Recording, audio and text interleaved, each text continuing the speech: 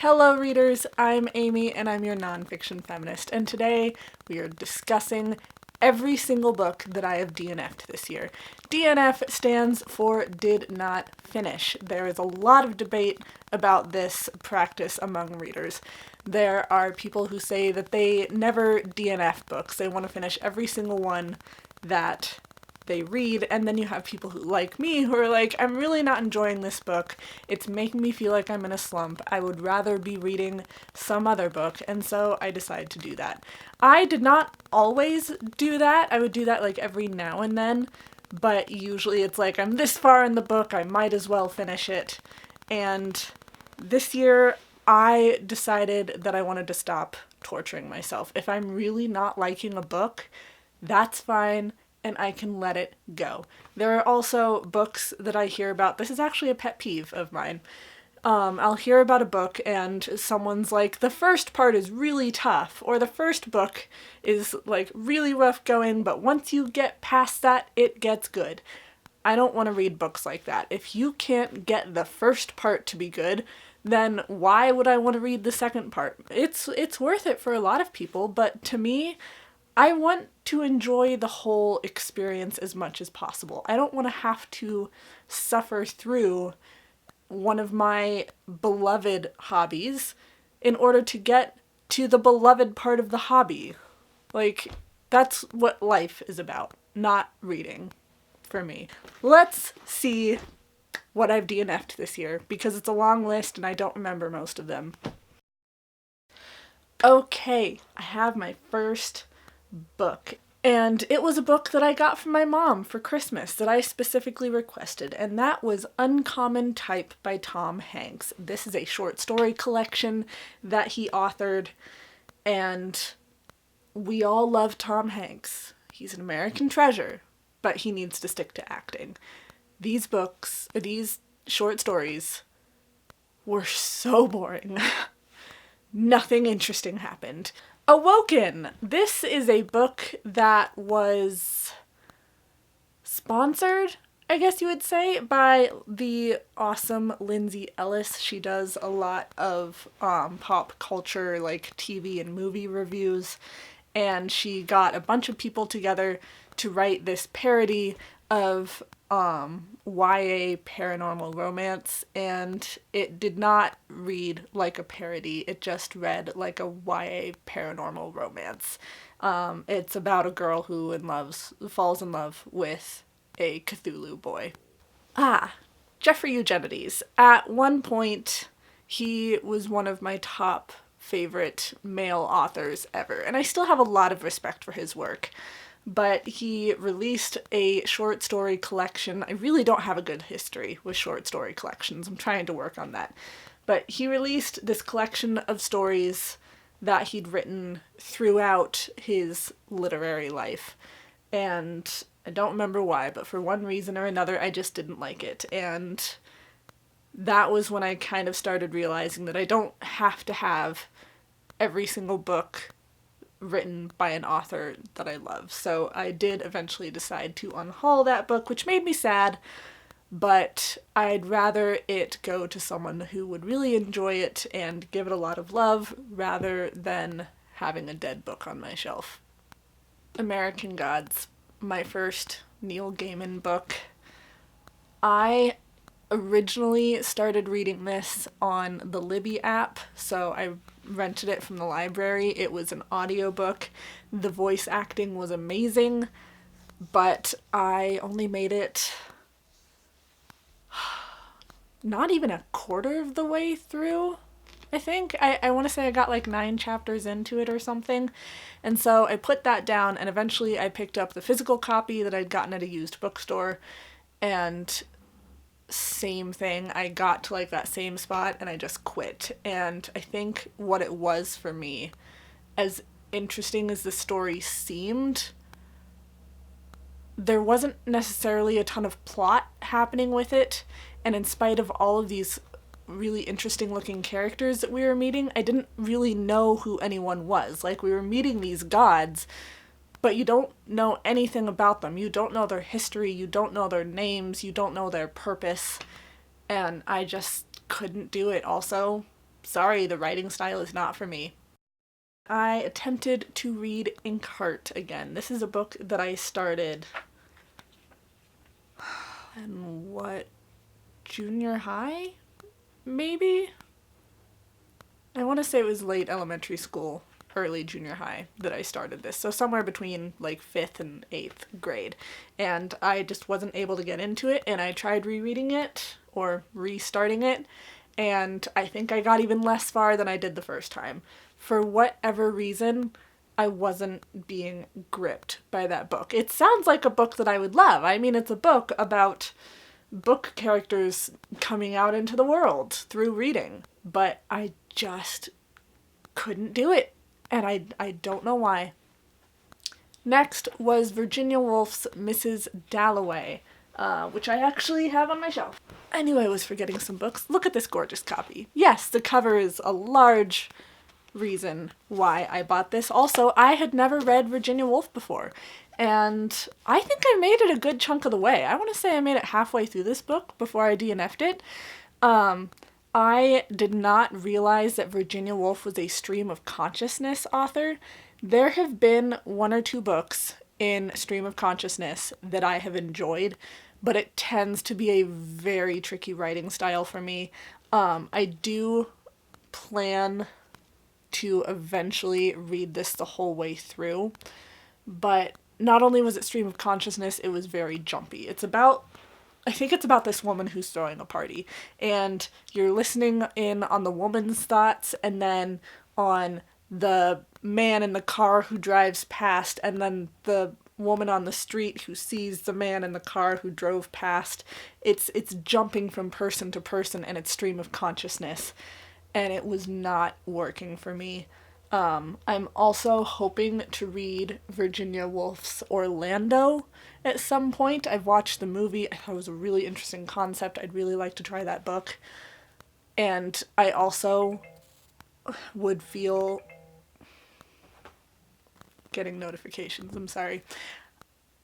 I would feel like a failure of a feminist if I didn't end up liking Virginia Woolf, because I feel like all of the great feminists like Virginia Woolf. Most of the feminists that I've known in my life have loved Virginia Woolf, have read Virginia Woolf, have found value in her work. But while I do find value in the concepts of her work, I think it's kind of like Toni Morrison, or at least based on this book, I'm feeling about Virginia Woolf the way I feel about Toni Morrison, where I think she has a lot of important things to say, she has a lot of important stories to tell, but I am so reliant on writing style that I struggle. Toni Morrison was an amazing author, story-wise, but she was lacking a lot of readability for me, which is why I gave up almost my entire collection to a friend who is loving her work, by the way. And I feel like Virginia Woolf could end up going the same way, where I really like what she has to say, but I don't like the way that she says it with the writing style. But I'm gonna try Orlando, and we'll see, and if neither of these work out, then I'm just gonna have to call it on Virginia Woolf. So at the beginning of the year, I had read Selfish, Shallow, and Self-Absorbed, 16 Writers on the Decision Not to Have Kids. This is edited by Megan Daum, and I loved this book. So I went ahead and looked up every single one of the authors as well as the editor at the library to see what books were available from these authors so I could try and read them. I think I ended up having a stack of like 8 library books sitting in my library, and I started 2 of them and then returned all of the books. And one of those was Unspeakable. It looks like I got about 160-ish pages into it. And it was written by Megan Daum, the editor. And I don't remember why I put it down. I think it was one of those that just wasn't very interesting to me. It looks like I had also started Blame.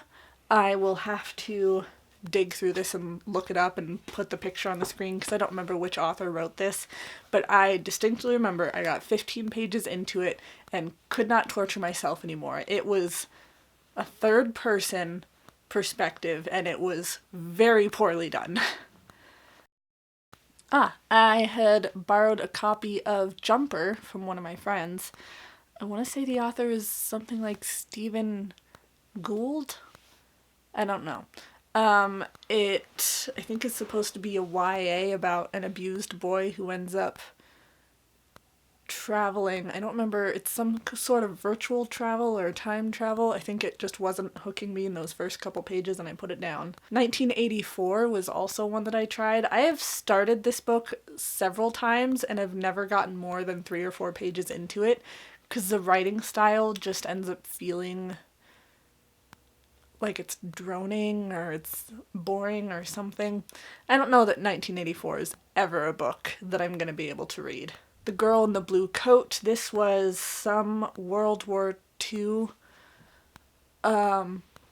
fiction book that I had picked up because I liked the cover at a used bookstore and did not realize that it was YA, and it was very YA. And when I say very YA, I mean the writing style. So the writing style was really young and I just couldn't do it. I also have a note here that says Henry James 1 through 24, and I have no idea what book that is. An Unkindness of Ghosts. Maybe I'll remember more about it when I put the picture up on the screen. Maybe I'm just gonna get on Goodreads right now and look it up because I don't remember anything about this book. An Unkindness of Ghosts. I remember this because the cover is gorgeous. I think this was just like another reading YA thing where I just wasn't super interested in the writing style. Again, writing style is everything to me when it comes to enjoying a book. Also, Erotic Stories for Punjabi Widows. This is a book that I had been looking forward to for a while. You have this woman, I don't remember if she herself was Punjabi or her family was Punjabi, but she was supposed to teach this writing class in her community, and one way or another, I think she'd picked up some erotic book as a joke for a family member and left it on her desk, and the Punjabi women had read through it, or the ones who were able to read, and were starting to come up with erotic stories, and then the person in charge of paying her for the class was, I don't know, dealing with some sort of group who murdered her daughter, and the stories just weren't connecting. They weren't meshing with each other. I tried hard with that book. I took probably a month and a half to read maybe a third of it before I finally just gave up. I don't know if it was something about the writing style and the fact that the stories weren't meshing together. I was not into it. That was one of my most disappointing DNFs. The Fact of a Body. That is a non-fiction relating to child molestation. It's like a lawyer is recounting her own history of it in her family and the history of this murderer who'd molested kids. Again, I think this came down to writing style. The story was interesting enough, but it read like a lawyer had written it. So not the best writing for me. Oh, also, I missed one for March. Slaughterhouse-5. That is another... It's someone recounting his history in the war, and it was another stream of consciousness type thing. Again, I would like to retry that book, but I don't know that it's going to happen. Also, it's just this pretty kind of leather edition. It's this nice edition that's got a print of his signature on the front of it. I really like... I'm going to have to get my face out of there. I like the spine on it. I also have a similar version of Love Story that I just haven't read yet, but I want to try this book again. Vile Bodies by Evelyn Waugh. That one is also on my shelf. Oh, and I found another one I forgot about. I think a lot of people say Evelyn. I think it depends on what country you're from and what your accent chooses to say. I say Evelyn Waugh. This is one of those special Modern Classics editions that I got. And I just started reading it one day. I'm like, that's got a cool cover. And I picked it up and I read like 2 pages into it and I'm like, whatever. It kind of had Great Gatsby vibes, in kind of the focus on privileged people and kind of the 20s vibes to it. I just didn't continue it. I don't know why. Grief is the Thing with Feathers. I saw that one on some booktube channel or another. Didn't realize it was like this poetry setup. Wasn't into it. Put it down. 7.5 Deaths of Evelyn Hardcastle.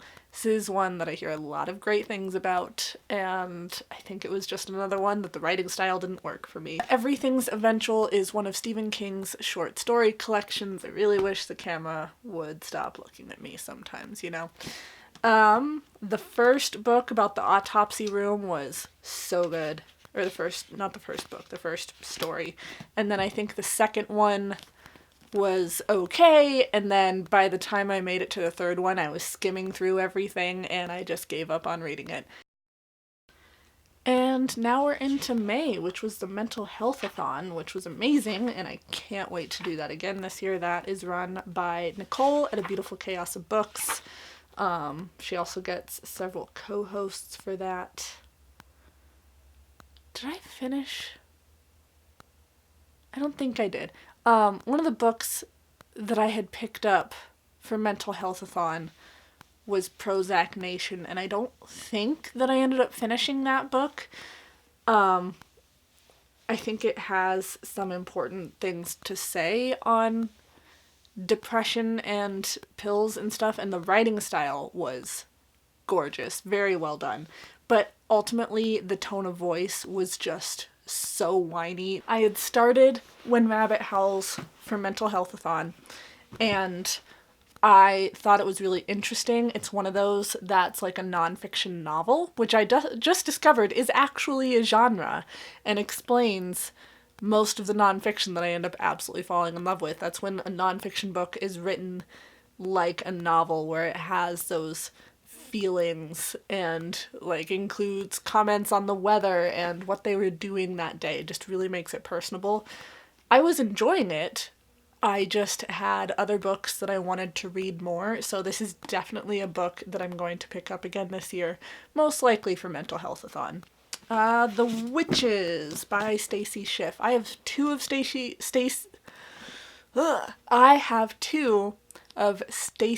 Schiff's books. I also have her book on Cleopatra, which I've heard a lot of good things about. I picked up both of these at a Friends of the Library sale at some point or another, and I'd read probably 12 to 15 pages into this, and it was feeling really dry, so I put it down. I do really want to read this because it's about Salem, and stories about witches are always interesting, but it is a history, and history is a nonfiction genre that I tend to struggle with, and I think that's because a lot of history just tends to have a drier writing style. I started reading Beck last day of May. This was one of the High Plains Book Awards books that I'd picked up for free at the High Plains Book Awards dinner. I have since unhauled all of those books. Not all books have to be own voices. I fully believe that. Like, I could write a book about a male character. That would be fine. But I have a line, and Beck was my line. Beck is written by an old white male who I think died before he could finish the book, and it is about a young black boy who gets raped and is dealing with a lot of other trauma on top of that. That is my line. Those two life experiences, I can't imagine being able to write that character well. And the story itself, the way it was kind of speeding through everything, wasn't hitting me, and just the idea of who the author was and who the characters were, I just could not do it. I have some notes about the books that I started for my Stephen King Try a Chapter tag, which I will link up above. I started those. I didn't finish all of them, just because I didn't get around to them, but it was a Try a Chapter tag, so I won't worry about talking for that too much. I'll Be Gone in the Dark, started that as an audiobook from the library, and I don't know why I didn't finish it. I think the writing just wasn't capturing me.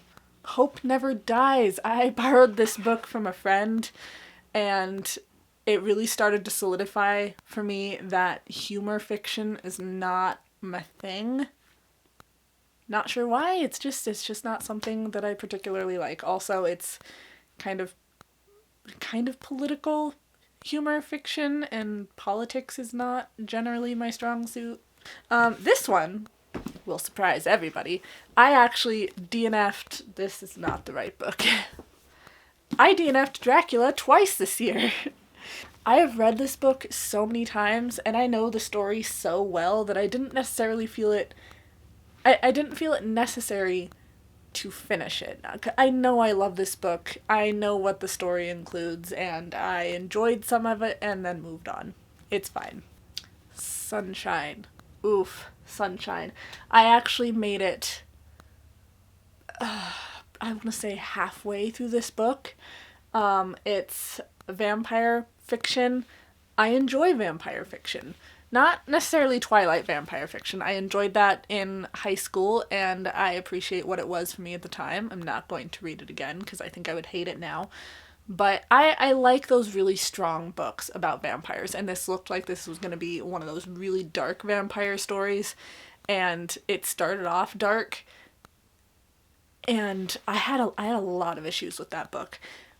One of them was that it either needed to be much shorter or much longer. The darker part in the first third of the book probably should have been a completely separate book. It should have been its own story. After that, it starts to lean towards vampire romance, which I was not loving. And then the world building was really lazy. That's all I can say. It was really lazy world building.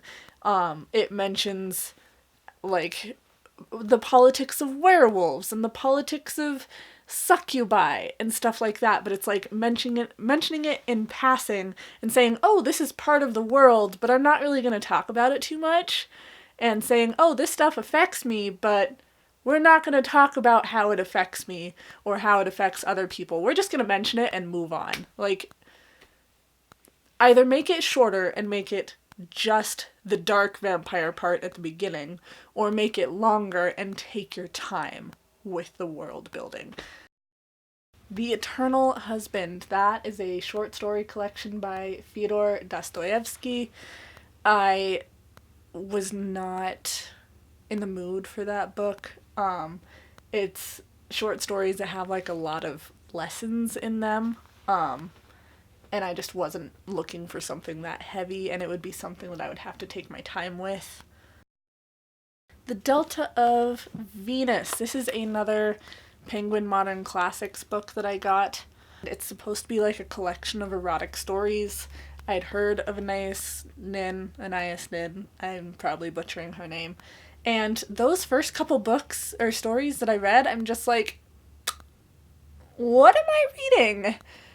I don't remember if it was the first story or the second story, but it got very pedophilic and very incestuous, and I don't mind stories that include that, but the way the erotic story was done, it was really, like, abusive, and so I think I was reading through the introduction or Wikipedia or something, and it was saying that she had to write these stories for a person with some pretty horrible fantasies, and like, I'm curious about it, but I just don't know that I'll ever be up for reading this. Like, you're compromising your own ideals to write stuff that you disagree with for someone else. Like, I don't know. So You've Been Publicly Shamed by John Ronson. I got that book from the library. Kind of struggled through the psychopath test. I enjoyed what it had to say, but I think I would have liked it better coming from someone who was actually a professional in the psychology field. So you've been publicly shamed. Again, I was kind of struggling with the writing of it, and I just gave up towards the beginning of it. Fellowship of the Ring. I had tried to do a Lord of the Rings series for my mom, which I'm still going to show her at the beginning of the series for Christmas. But this is my second time attempting to read through Lord of the Rings. Last time I pushed myself until I got to the beginning of the third book, but I just hate Tolkien's writing so much. A Complicated Kindness, that is written by Miriam Taves, who wrote Women Talking, which I absolutely loved. Link to the review above. I think I just wasn't concentrating on that book. I definitely want to try more of Miriam Taves' stuff. I definitely want to go back to that book. But I think I was feeling kind of slumpy by the looks of it. Mary Wollstonecraft and A Vindication of the Rights of Women. I have a lot of classics, and I haven't read even half of them, so I don't know why I thought I would be able to read this. This is not only a classic, this is a nonfiction classic. And man, the writing was not doing it for me. It's dry, it's legal, it's got big words, it's got a font that I don't really love, you know, that kind of classic books font where it's, I don't know, it's like thicker, darker, more cramped.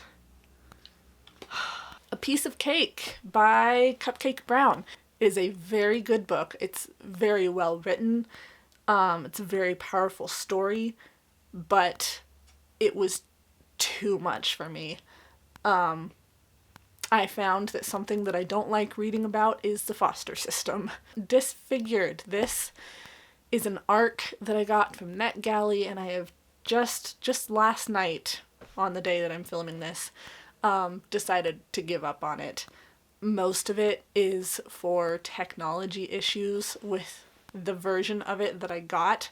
I could only read it on my desktop at home on Overdrive. It didn't work on any other Overdrive, on any other, it didn't work on my phone, it didn't work on my Kindle. And last night I was trying to open it, and Overdrive was just not working on that computer now.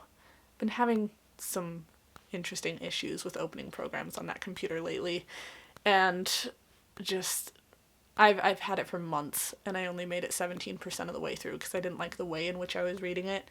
Besides that, Disfigured is supposed to be about disability and fairy tales, which I think is a really interesting concept.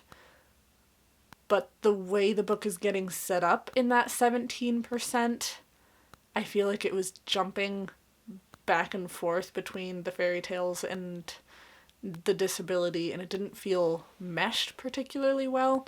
But again, I only made it 17% of the way through, so I don't know. I love what Toni Morrison has to say. When I read over the chapter analyses on SparkNotes, it looked like Beloved is an amazing book, but she's just not readable for me. Very literary fiction, and literary fiction I struggle with. I also had started Out, which is one of my husband's books from college. This is a Japanese crime fiction, and I still have my bookmark in there. It was an interesting enough story. I couldn't even really tell you why I put it down. Like, it's interesting. You have these women who are, like, killing their husbands for one reason or another, but I think I just felt like with the stuff that's happening in the story, it could have been faster paced. Maybe that's it. Maybe it was just too slow of a book for me. The story is interesting enough. I wasn't feeling it.